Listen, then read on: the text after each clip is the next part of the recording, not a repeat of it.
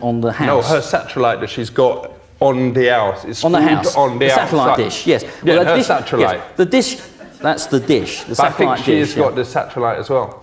No, the satellite is the thing that's in space. The satellite is the part that orbits. But she spent like 100 quid on it.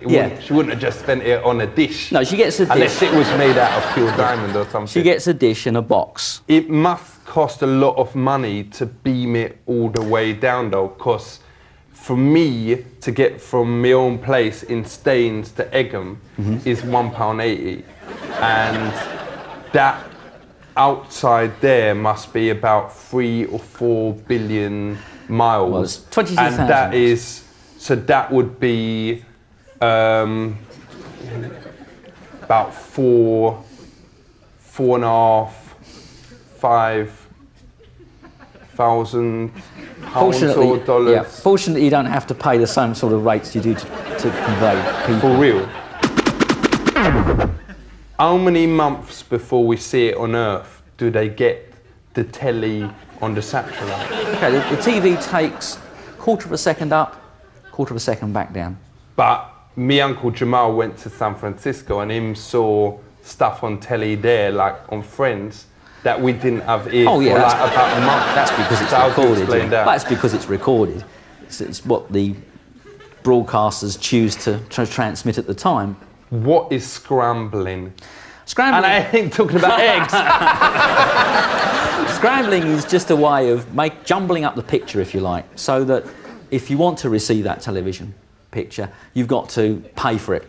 I's got the fantasy channel. Well, I can only hear it, which means it takes me twice as long to do my thing. How could I unscramble it? Really, the only way is to subscribe to it. There's no other way of unscrambling the signal. It's very, very complicated, so there's no way of breaking that scrambling, or cracking the code, if you like. If I put my eyes together like that... No, it wouldn't help, no. But if I put my eyes together like that, is there a way I can move my head to do the scramble? No, I'm afraid there's not, no. Is there not a way, though, if I put my head in No, there's not a way, even if you stood on your head. Not a way. Which way should you point the aerial? Should it be to the front door or to the kitchen?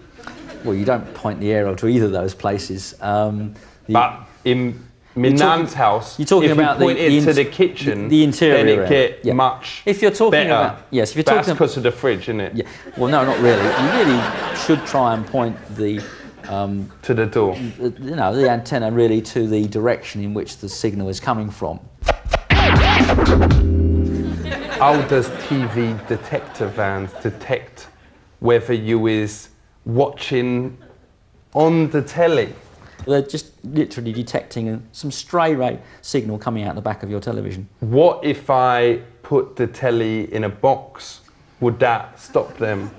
You'd have to live in a metal box without any windows.